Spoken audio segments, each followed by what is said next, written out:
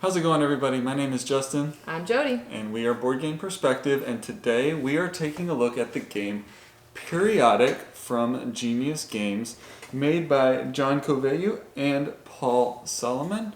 And this is for ages 10 plus, takes about 40 to 60 minutes to play, and it's for between 2 and 5 players. And the idea of this game is that you're going to use energy tokens in order to activate periodic trends on the table, on the periodic table of elements. And so what you're trying to do then is, by activating those trends, you're going to be moving your little flasks across the periodic table, trying to reach these little goal markers so that you can then research elements in order to score points. So let's go ahead, take a look at this game, and then we'll come back and let you guys know what we thought about it.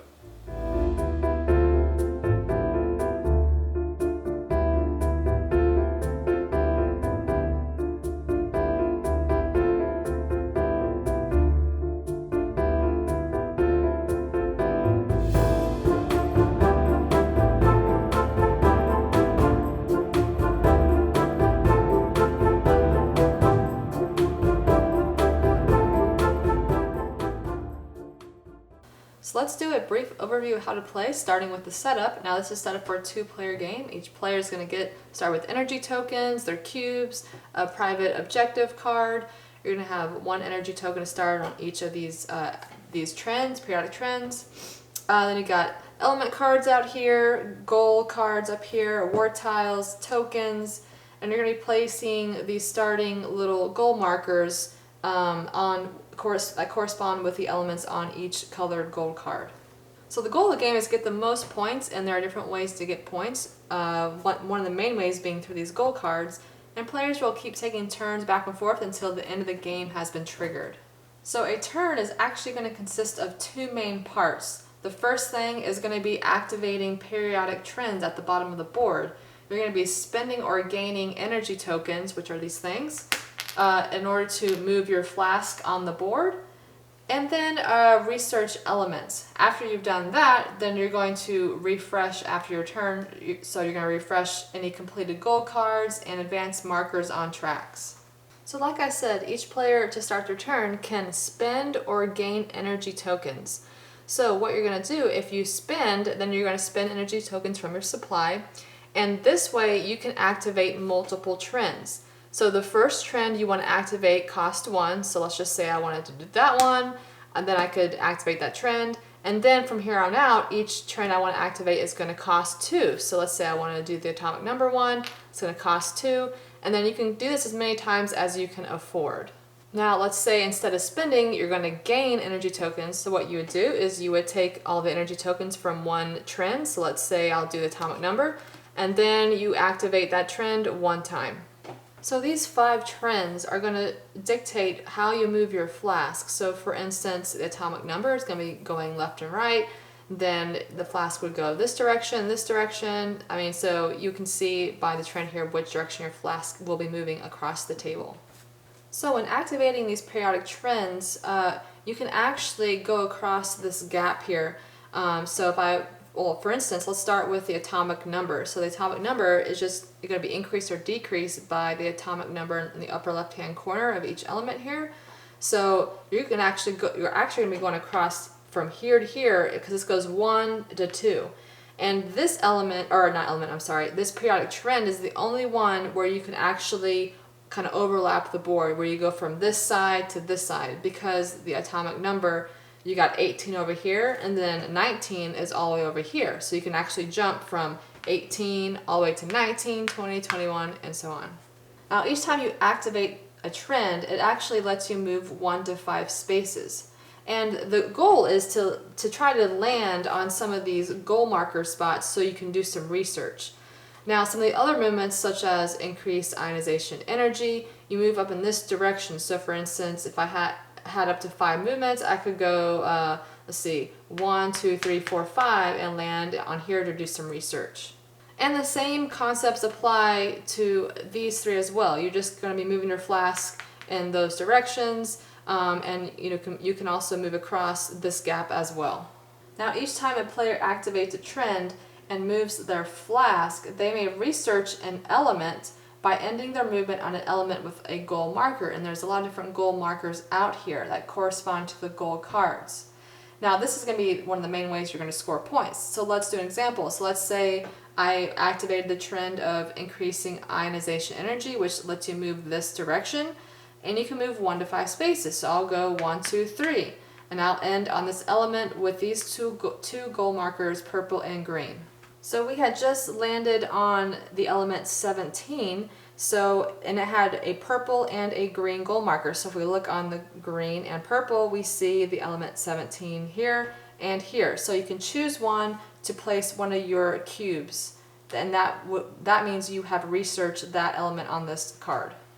Now after researching element and you have your cubes on all of the elements on the goal card, then this goal card is complete. And you will take the card and an award, and then other players who have cubes on their will also get some points as well. Now another part of the game are these element groups over here with your microscopes. Now this is going to be a way that you can move up on the academic track on the board, and this is going to let you score points as well. Now how you move up is if you end your turn on the element group that is the next card, because you're going to be going around in this clockwise circle, then you can move up your flask. So I was here, and let's say I ended my movement here on sodium, then that is this element group. So I can move up my my microscope there, and then you would move up on the academic track as well. So players just keep taking turns until one of the 2 in-game conditions has been met. One of which is one of the goal card stacks is depleted, or 2 players have advanced to the 2 rightmost tracks or levels on the academic track. And then everyone's going to tally up their points at the end of the game. So you'll get points from goal cards that you've completed throughout the game, any lab tokens you have, points from where you are on the academic track, points from research cubes that might still be out on incompleted goal cards, and points from your personal agenda card. And whoever has the most points is the winner. And that is Periodic from Genius Games, and this is a fun educational game. So you think about educational games and you think, I don't know. But this is good. This is really good stuff, and it's a great way to learn the basics of all the different aspects of the periodic table, atomic mass, atomic radii, where the elements are located, and why they're located in those specific areas. So I just really thought that it was a very, very well done game in which you can really learn a lot about basic chemistry and the periodic table. Yeah, definitely. You also have the element groups, and it's shown by different colors on the board. And let me just say, the actual aesthetic of this game is really nice. It's just clean and very appealing. So if a new gamer walked by and was like, oh, what is that? It's really intriguing, kind of draws you in a little bit, and it's gorgeous to look at. I just want to kind of hang it up on the wall, but I'm a little nerdy like that. But this is definitely a good one. If you have kids, you want to kind of introduce them to the periodic table of elements. This is a great way to kind of introduce them to it, because it's educational, but it's a game as well.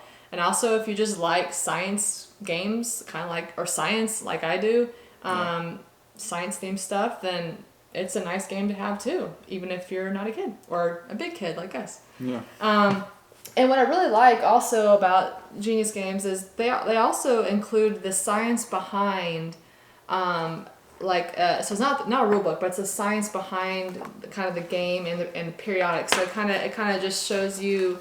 It's an educational thing. It talks about the periodic table of elements and all kinds of different things, transition metals. You have all kinds of stuff in here, and I just appreciate that extra effort that is put into these games, and especially when they're trying to be educational. So overall, you like this game? Yeah, I'm a fan for sure. I definitely like this game.